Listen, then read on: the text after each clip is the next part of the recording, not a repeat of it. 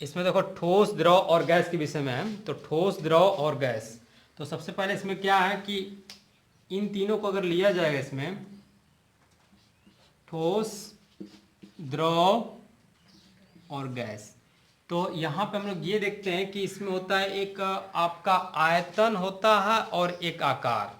ठीक है, आयतन और आकार तीनों के कंडीशन में लिए जाते हैं। तो हम लोग सबसे पहले इसमें लेंगे हम लोग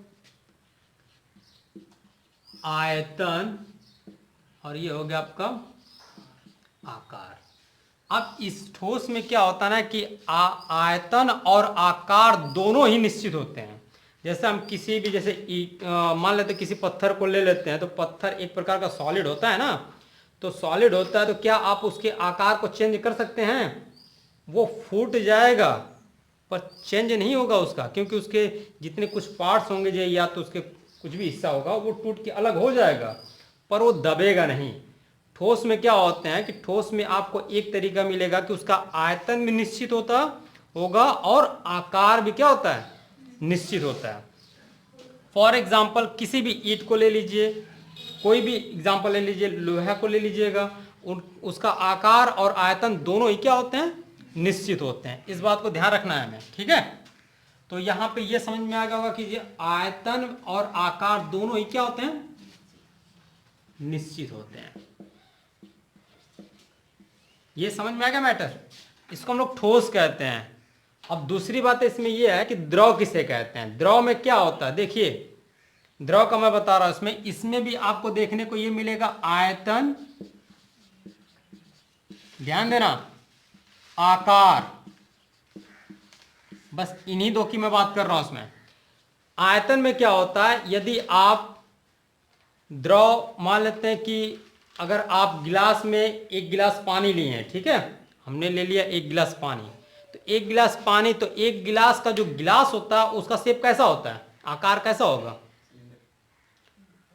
जो भी शेप होगा, अगर उसको आप लोग थाली में ले लीजिए, उसको आप लोग बाल्टी में ले लीजिएगा, या बाल्टी को किसी और चीज में ले लीजिएगा, तो ये बताइए कि जो लिक्विड होगा वो तो लिक्विड आपका सेम होगा, तो उसका तो आयतन आपका कैसा होगा, एक जैसे ना होंगे उसमें, पर उसका आकृति क्या होगा। अब ये बताइए कि आपने गिलास में पानी लिया, फिर उसके बाद आपने थाली में ले लिया, तो थाली में कैसा होगा, स्फीयर टाइप आ जाएगा, सॉरी स्फीयर नहीं, सर्कल टाइप में आ जाएगा।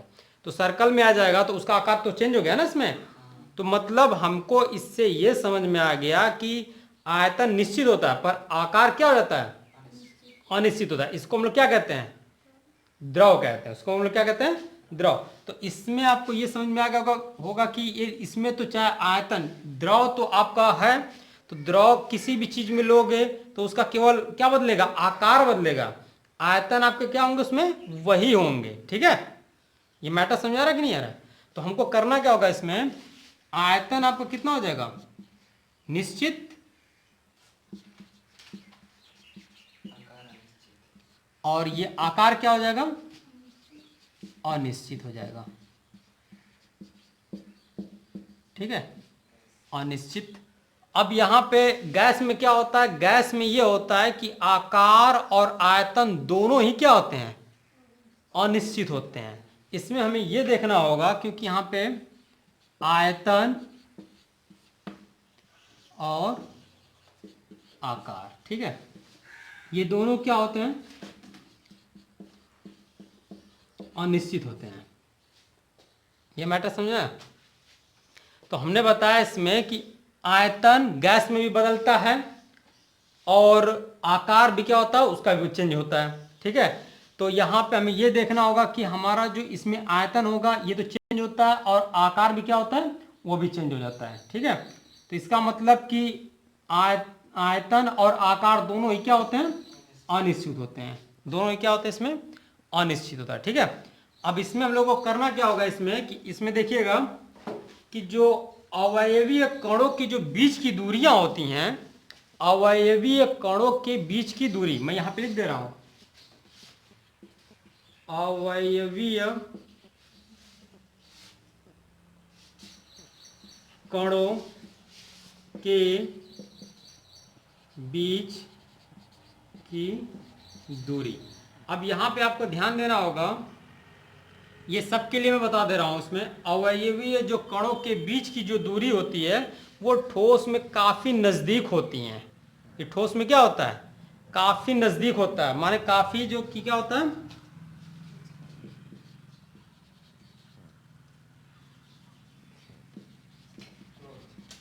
काफी क्या होता है,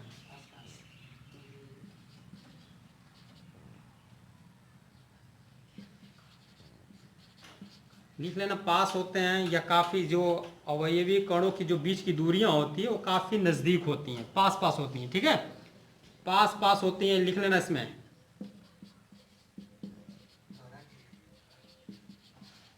ठीक है, और दूसरी बातें क्या होती हैं इसमें, क्यों पास पास होती हैं। अगर ये मान लीजिए कि ये व्हाइट बोर्ड है, व्हाइट बोर्ड में यदि इसके मॉलिक्यूल्स एक दूसरे के काफी नजदीक नहीं होंगे तो ये एक लिक्विड के फॉर्म में आ जाएंगे, या तो एक दूसरे से मुड़ेंगे, और जो मुड़ेगा तो वो ठोस नहीं कहलाता है। ठीक है, जैसे कहने का मतलब ये हुआ, क्या आप रबड़ को कह सकते हो कि वो ठोस है, नहीं कह सकते हो ना। तो हमारा कहने का मतलब ठोस वही होते हैं जिसके मॉलिक्यूल्स हमेशा न उसका रिप्लेस ना हो, जैसे उसके मॉलिक्यूल्स आसपास मतलब इधर उधर न जाए। ठीक है, जैसे कहने का मतलब ये है कि यदि व्हाइट बोर्ड के जो मॉलिक्यूल्स हैं वो एक दूसरे के जहाँ स्थान है उनका वही स्थान होगा। ठीक है, इसमें क्या होता है, द्रव में इसके मॉलिक्यूल्स ठोस की अपेक्षा काफी क्या होते हैं, दूरी पे होते हैं। यहां पे लिख सकते हो, ठोस के अपेक्षा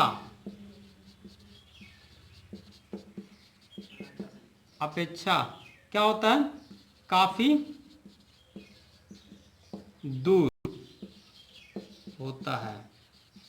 अब ये बताइए, ये जो है अवयवीय कणों के बीच की जो दूरी होती है वो ठोस की अपेक्षा काफी क्या होता है, दूर होता है। दूर होने के कारण ये क्या होता है, दूर होने के कारण ये जो होता है द्रव के फॉर्म में होता है। अगर ये नजदीक होते, काफी नजदीक होते, तो ये क्या बन जाते हैं, ठोस बन जाते हैं। ठीक है, हाँ? बर्फ यदि जमा है तो उस समय उसको हम लोग ठोस कह सकते हैं, और आफ्टर सम टाइम में यदि वो लिक्विड के फॉर्म में आ जाता है, वो पिघलना शुरू हो जाता है, तो वो लिक्विड के फॉर्म में आ जाता है, तो आप उसे क्या कह सकते हो, उसके मॉलिक्यूल्स ही ना गिरते हैं। अब मॉलिक्यूल्स धीरे धीरे पिघलना शुरू होते हैं, तो वहाँ पे जब तक वो ठोस है, सॉलिड है, उस मॉलिक्यूल्स एक दूसरे के काफ़ी नज़दीक हैं तो ठोस हैं। अगर मॉलिक्यूल्स एक दूसरे से दूर होना शुरू हो गए तो लिक्विड के फॉर्म में आना हो गए। ठीक है, अब यहां पे आप क्या करोगे, गैस के फॉर्म में क्या लिखोगे, यदि गैस में क्या होता है कि ठोस, यहां पे देखिएगा इसमें कि ये काफी जो कि अधिक दूरी पर होते हैं, मतलब अवयवीय कण कण काफी क्या होते हैं, दूर होते हैं। ठीक है, अब इसमें अवयवी कण क्या होते हैं, काफी क्या होते हैं, दूर होते हैं, माने एक एक दूसरे से दूर होते हैं। गैस में क्या होता है, गैस में यही ना होता है कि काफी दूर होने के कारण वो जो कि काफी दूर होने के कारण वो गैस के फॉर्म में होते हैं, और ये काफी मतलब ठोस की अपेक्षा काफी दूर होने के कारण वो किस फॉर्म में होता है, लिक्विड के फॉर्म में होता है। अगर लिक्विड को अगर हम लोग ज्यादा हीटेड करते हैं तो किस में कन्वर्ट होता है, वो गैस में कन्वर्ट हो जाता है। ठीक है, और गैस के मॉलिक्यूल्स कैसे होते हैं, काफी दूर होते हैं। राइट, अब इसमें क्या करना पड़ेगा हमें कि जो अवयवीय कणों के जो बीच का जो आकर्षण बल होता है, इसमें आकर्षण बल भी होता है। यहां पे क्या होता है, अवयवीय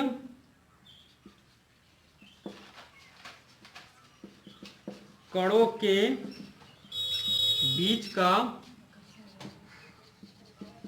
आकर्षण बल, हाँ इसमें क्या होता है, अवयवी कणों के बीच का आकर्षण बल।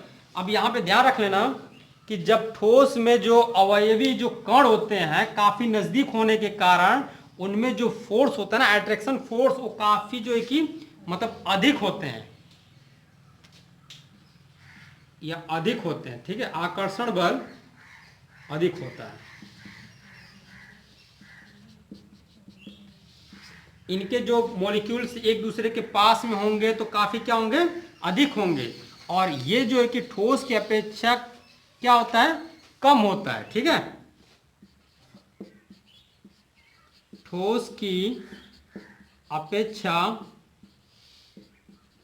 काफी सॉरी, ठोस की अपेक्षा आकर्षण बल, ठोस की अपेक्षा आकर्षण बल कम होता है, ये नहीं होता है, कम होता है। और ये बताइए गैस में क्या होता है? गैस में आकर्षण बल कम होता है, बहुत कम होता है, ठीक है।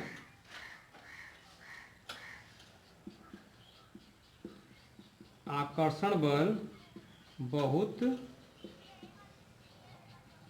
कम होता है। अब ये बताइए इनके जो मॉलिक्यूल्स हैं, जो कण होते हैं, वो काफी दूर होने के कारण इसमें जो अट्रैक्शन फोर्स होगा वो क्या होगा? काफी कम होगा।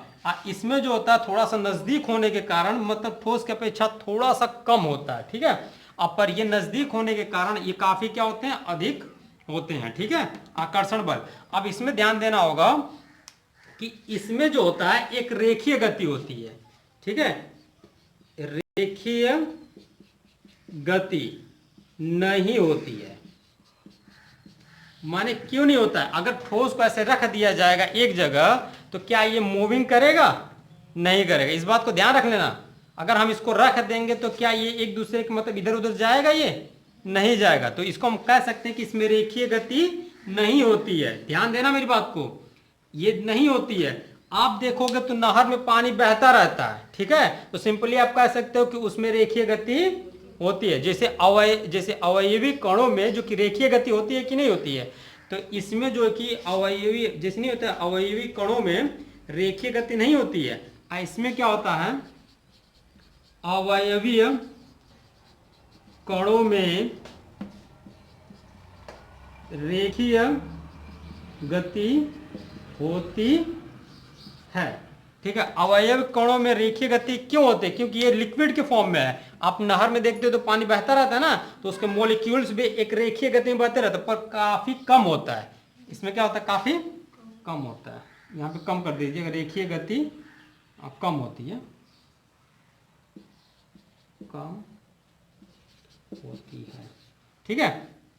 इसमें क्या होता है कि रेखीय गति काफी अधिक होती है, कि एकदम नहीं होता है,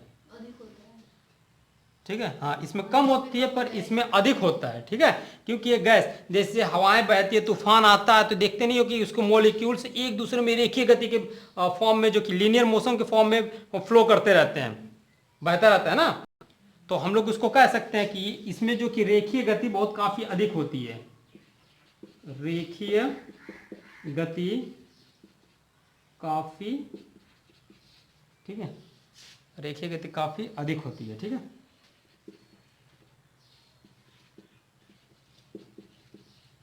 हाँ, अब ये बताइए ऊर्जावान का मतलब क्या समझते हो?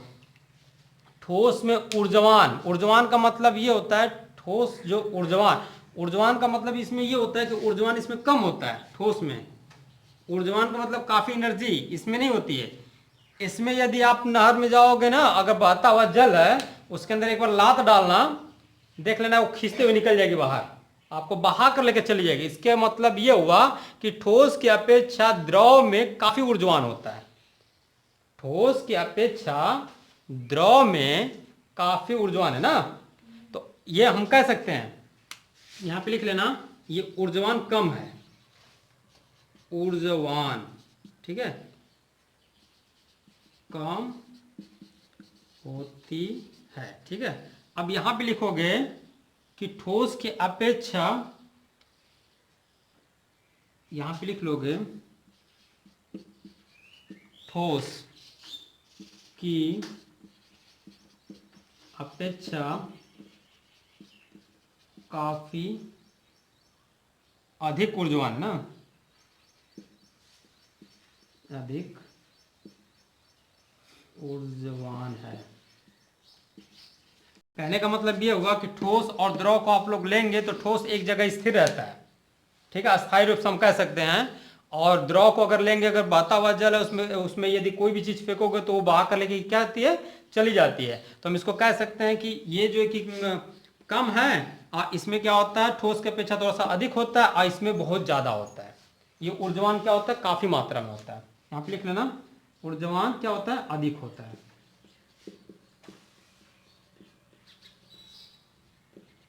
ठीक है, ऊर्जावान क्या होता है, अधिक होता है।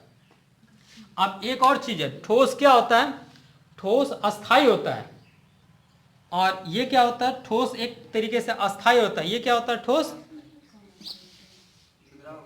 सॉरी, हाँ, द्रव क्या होता है, अस्थाई होता है। ये क्या होता है, हैं? कम अस्थायी होता है गैस। गैस तो एकदम में कम अस्थाई है, मतलब ये अस्थाई नहीं है, ठीक है। तो यहाँ पे लिख सकते हो ठोस अस्थाई है, ये क्या है, इसकी अपेक्षा ये कम अस्थाई है, ठोस की अपेक्षा कम अस्थाई है। यहाँ पे लिख लेना, ठोस की अपेक्षा क्या है, कम अस्थाई है, ठीक है, अस्थाई।